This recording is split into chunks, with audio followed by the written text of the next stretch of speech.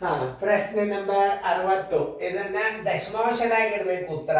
ಅಂದ್ರೆ ನಿಮಗ ಇದು ಸರಳ ಆಗ್ತದ. ನೀವು ಮಾಡೋದಾತಂದ್ರೆ ನಾನು ತಿಳಿಸುವಾಗ ನೀವು ಮಾಡೀರಿ ಅಂತ ತಿಳ್ಕೊಂಡು ಈಗ ನಾ ತಿಳಿಸ್ತದೆ ಲಕ್ಷ ಪಟ್ಟು ನೋಡ್ರಿ. ನಾ ದೂರ ಸರದ ಮ್ಯೂಟ್ ಮಾಡಿರ್ಬೇಕು ನೀವು ವಿಡಿಯೋ.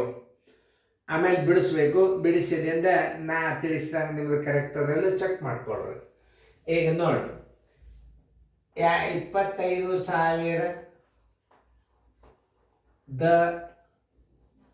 0.01% ಅಂತದ.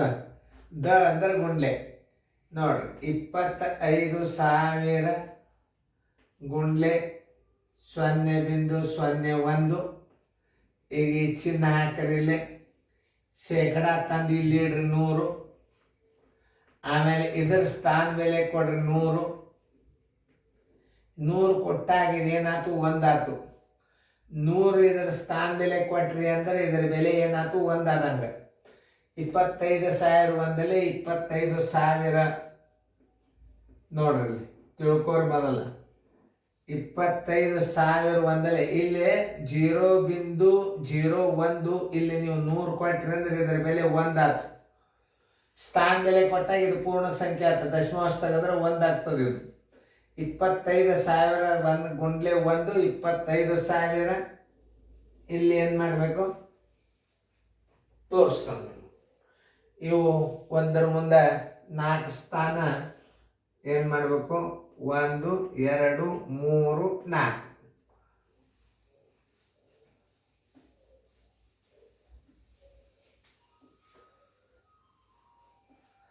ನೋಡಿ, 25,000 ಒಂದಲ್ಲಿ 25,000 ತಳಗ ಇವೇನಾಗ್ತಾವ, ಒಂದರ ಮುಂದೆ 4 ಸೊನ್ನೆ ಕೊಡ್ರಿ.